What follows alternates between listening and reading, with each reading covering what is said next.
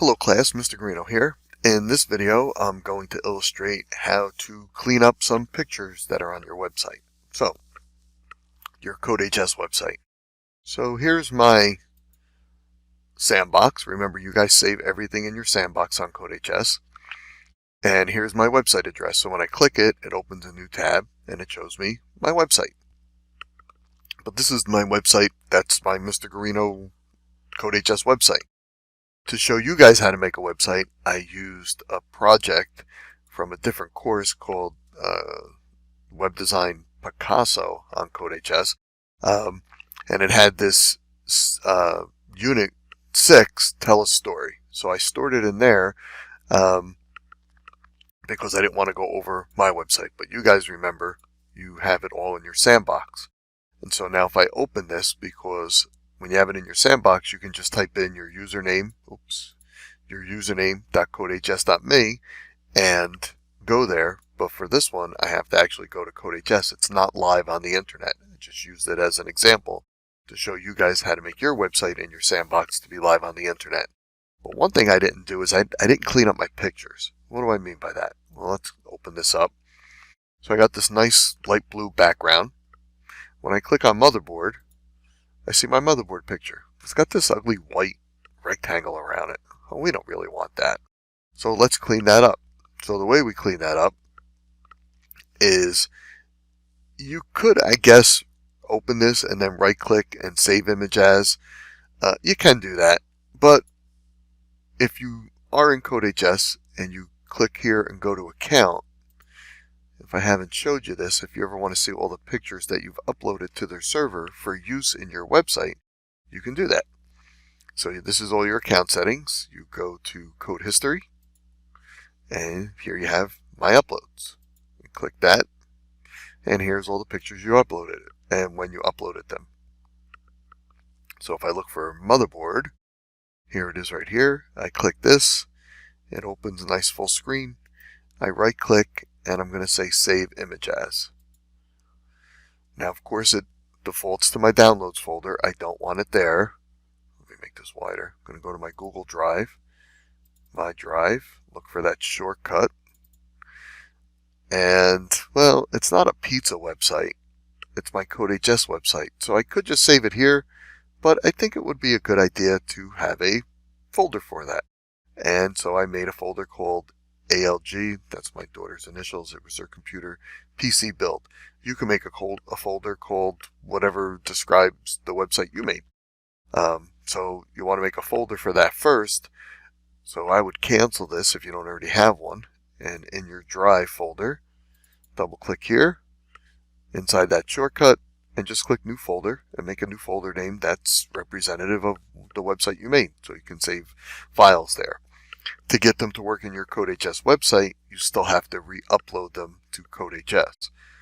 So let's do this. I'm going to right click, save image as. Not to the downloads, remember. Click your Google Drive, my drive, find your shortcut, the folder you made, and save it there. Now I've already put all the pictures there. So if I go to save it, well, I guess because it has a different name on codehs, it didn't say it's going to go over it. Let's check that.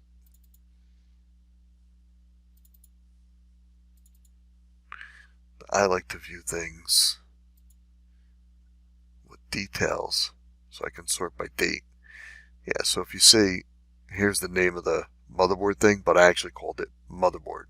So this, if I double click it, is that.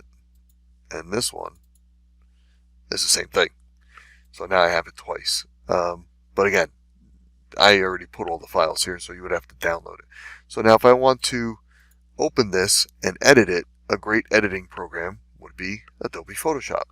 So on your Start button, click that.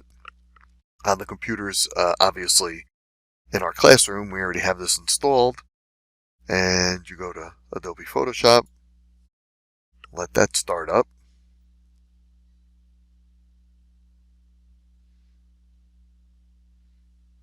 And then you go to Open, and your Google Drive, my drive, the shortcut, and then here's that motherboard pic. I just download it and I open that. Okay, so here's Adobe Photoshop. Let's go over a little tutorial on how to use Photoshop, or maybe just really the interface that we're using. So here they have your standard toolbar. Here you have your context sensitive toolbar. What that means is this thing up here changes based on buttons that you choose. So when I choose this button, if I go to paint bucket, you'll see it changes, right? If I click on the lasso tool, it changes. Notice they put that paint bucket underneath the gradient tool, which is kind of weird. I don't know why they put it there. But also notice that underneath, at the bottom right of every tool button, or tool slot they call it, because in that slot there's more than one tool. If you hover over it, first of all, it shows you what you're doing. You can make a gradient with this tool. But if you see the little triangle there, it also means if you click and hold down, you get other tools. Okay, so if I click once, I'm just on the gradient tool. I'm just clicking there. But if I click and hold down, I get this thing popping out, and then I can go over to these different slots, tools in this slot, and choose the paint bucket.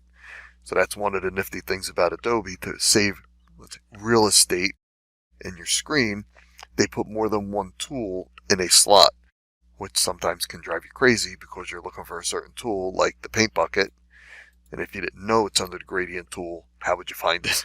So you kind of got to know, or you just got to click around and see. So you hover over this, that's the brush tool. Well, what else is in that slot? Click and hold down, it pops out. You got your pencil tool, your color replacement tool, your mixer brush tool. Okay, so for now, what we want to do is, I'm just click there again to make that go away. I want to get rid of all this white stuff. Before I do that, let me also explain over here. We have some standard, they call these panels. They got the color panel, the swatches panel, gradients panel, and the patterns panel. We're not going to go over too much of that. So just keep it on color. Got some properties, adjustments, libraries. Again, not a lot of stuff we're going to use. But the layers panel we're going to use. So what I want to do is get rid of all this white stuff. The easiest tool to use is, now I'm forgetting where it is, the magic wand. So let me click here. There it is, under there. Oops. Click here, hold down, go down to magic wand. And why does it work so great? Because it's magic. That's why they call it the magic wand.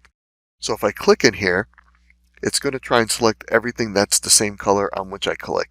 Click, meaning the white. So if I click, you'll see that it's selected everything that's white. If I hit delete on my keyboard, you'll notice I get this dialog box. It wants to fill it with a different color. Content aware means it's going to fill it with the colors that are next to it. You could also choose the foreground color, which is, this is the foreground color. Background color, this is set to the background color.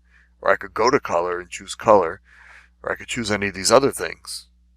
But really what I want to do is delete it. I want to make it transparent. Well, it won't do it because right now it's the background. Notice this is in italics and there's a little lock over here. It's a special layer, the background layer. So when you open a file, especially if it's a JPEG, which this is, JPEGs do not support transparency. So it has to have something in the back, and then it puts the white rectangle almost always. If it's a photograph of some people, then the photograph fills the screen. But if it's an image of, some part like a motherboard and it doesn't fill the entire screen, well, then there's got to be something else there because it's the background. It can't be transparent. But we can make it transparent. And the way we do that is we double click on this background word and it opens up new layer. And what it says is, hey, you want to rename this to layer 0? You could give it a name, or you can just leave it as layer 0 and say, okay. Notice now it's not in italics anymore and the lock has disappeared, which means now when I hit delete, it actually deletes it.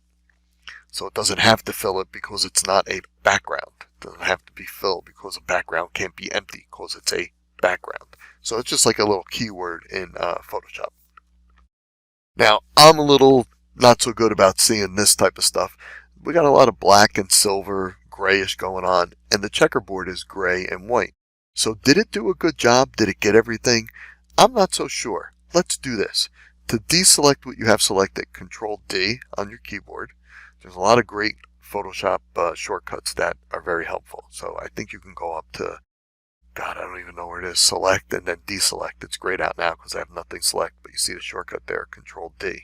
So you could go through the menus, but some of these things you use so often, remember the shortcut. So Control D to deselect. Down here we have a new layer button. We click that and it puts in a new layer.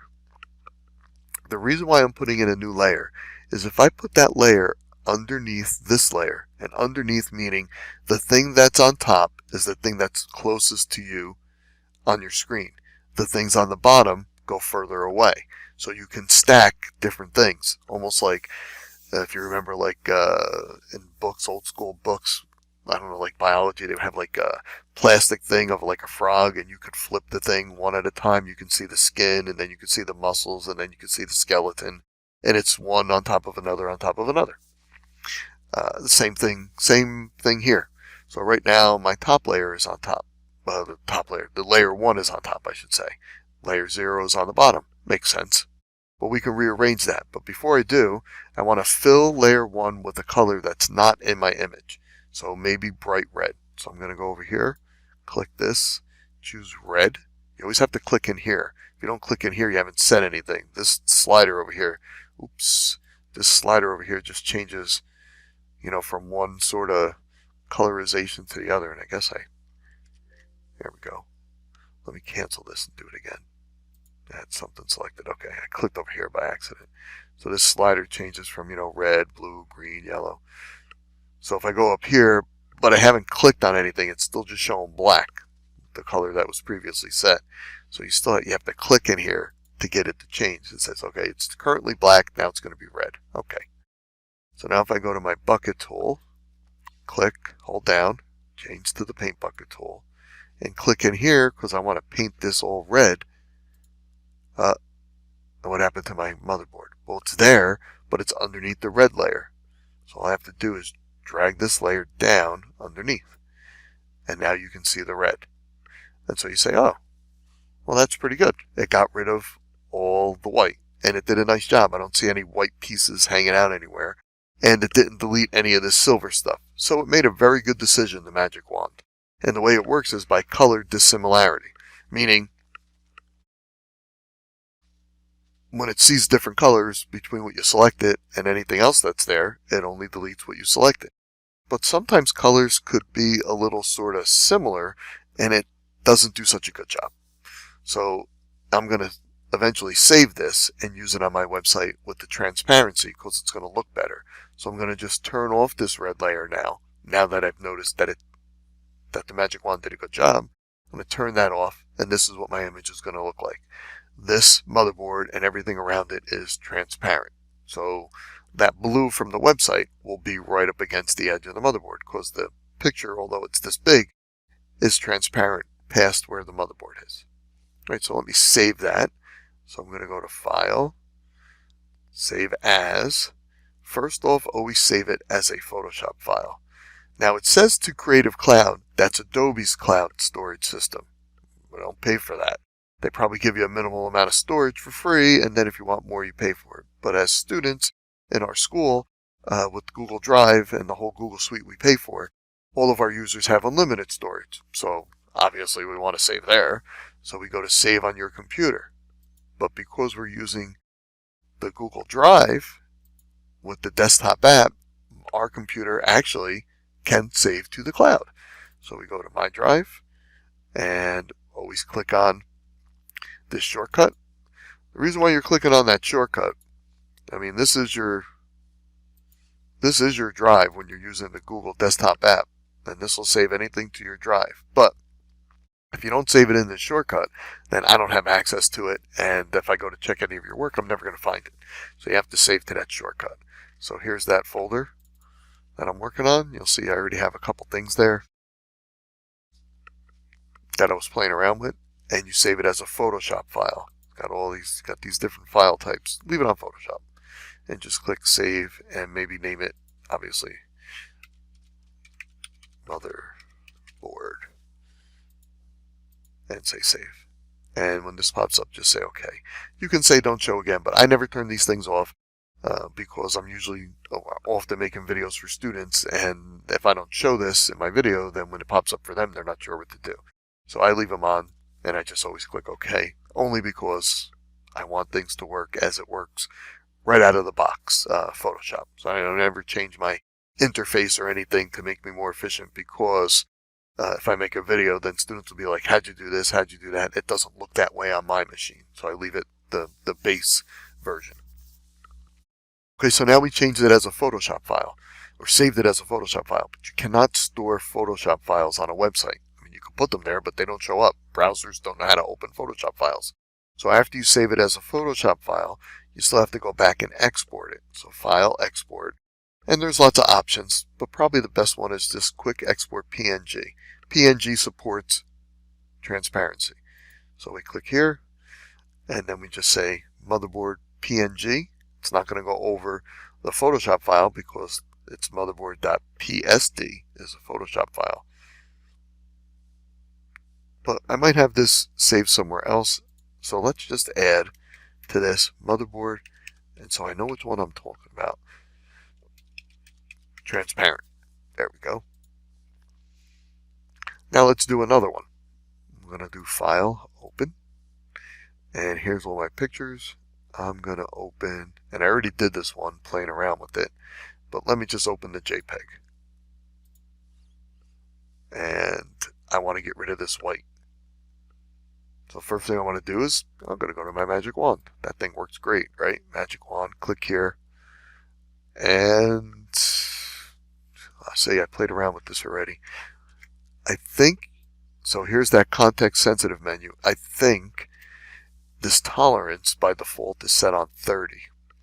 So when you click here, you're going to see it's picked up not just the white, but it picked up part of the case. So if I hit delete right now, there it goes wanting to fill again. Because why? Because I have a layer called background, and I can't delete background stuff. But if I double click and just say layer 0, then all of a sudden it's not in italics, not locked, and now if I hit delete, it deletes it. But it deleted part of the case. Well, we don't want that, so we do Control Z to undo, and Control D to deselect. And then if we change this tolerance, if we make it higher, like 70, it actually picks more. So if I delete it now, you'll see it got rid of more of the case. And the reason why it's doing that, Control Z to undo, Control D to deselect. The reason why it's doing that is this case is white, and this color is white, and it thinks these are the same color. Obviously, we can see with our eyes they're slightly different, but Photoshop is like, okay, well, how many colors close to what you clicked on do you want me to select? The higher the tolerance, the more leeway it has. So whites that are kind of close to this white right in here are going to be chosen. If I turn down my tolerance, make it like 5. I like to go to the extremes just to illustrate, and I click here. Well, it did a pretty good job, but it's missing the bottom over there. So if I hit delete, well, that's pretty good. I might want to keep it there. So sometimes if you go too far down, in fact, let me try that. I don't know, can I put it on 1? If I put it on 1 and click, oh, here you go. So see over here how it didn't go up against that. So it's missing more of what I wanted to get along the edge here, along the edge there. So 1 is way too low. So let's make it maybe, I think 5 did work, which I was surprised at. Let me Control D to deselect and click here again. And if I look along the edge, it actually stayed along the edge. So 5 for this image works. You got to play around with that tolerance and get as close as you can. But notice, no matter what I did, it doesn't get this bottom. So I'm going to hit delete.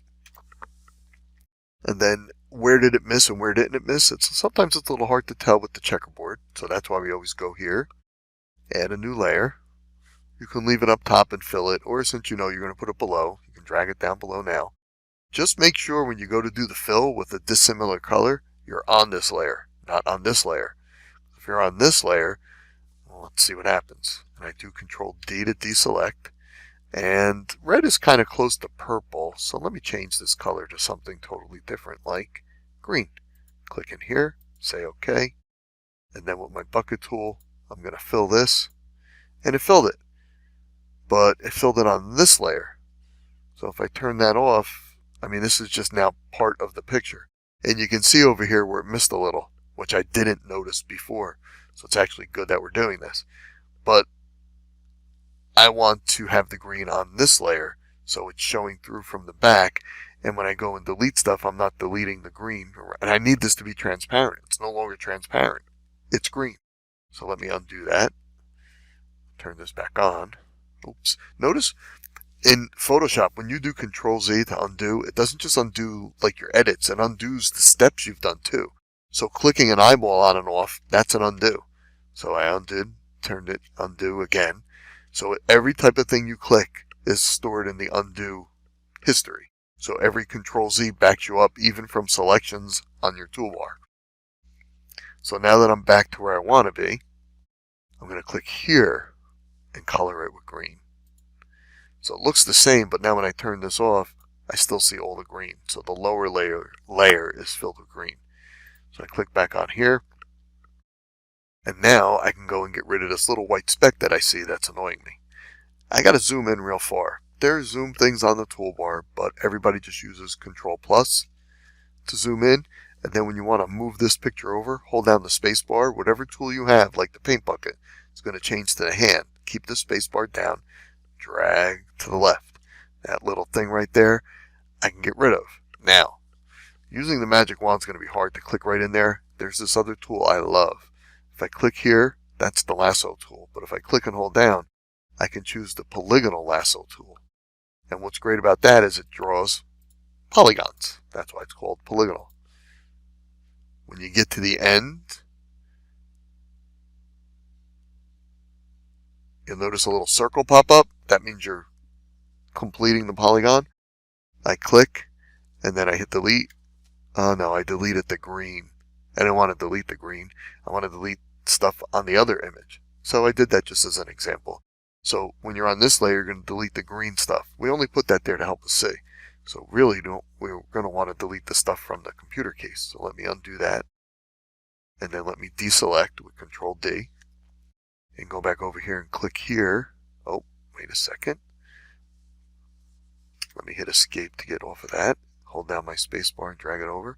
Most common mistake in Photoshop, being on the wrong layer. We're doing stuff on a layer and not realizing you're on the wrong one. Let me click back over here. Now that I'm on the layer where I want to delete that white speck, I can use my Polygonal Lasso tool. Instead of trying to click right there, I like to click away. So I get a line and I can see where I'm going. Right there, go down, see here, and then I can just go out wherever and go back over here to complete the polygon. When I see the circle, I click, then I hit delete, and that little white speck, I'll deselect, is now gone. Okay, that wasn't the biggest deal in the world, but just to show you it missed that. You can also see a little, I think, a little white haze along here. So if I had chosen on my tolerance instead of 5, maybe 15, it may have done a better job. So that's, again, something you can play with. But certainly, which you have to get rid of, and Control minus to zoom out, you got to get rid of this white stuff on the bottom. So let's Control plus to zoom in, hold down the space bar, drag it up. So Photoshop didn't do a good job of getting rid of this other white stuff, but we can get rid of it with the Polygonal Lasso tool. So I'm going to click here, go over to this corner, and you don't have to do one whole long line. You can click, and then click, and then click. You can even go on a little angle there if you want. Click, over here, click. Or you can do longer lines. And you don't have to do the whole thing in one shot. So here I'm clicking a lot. Here I'm not going to click so much because it's straight.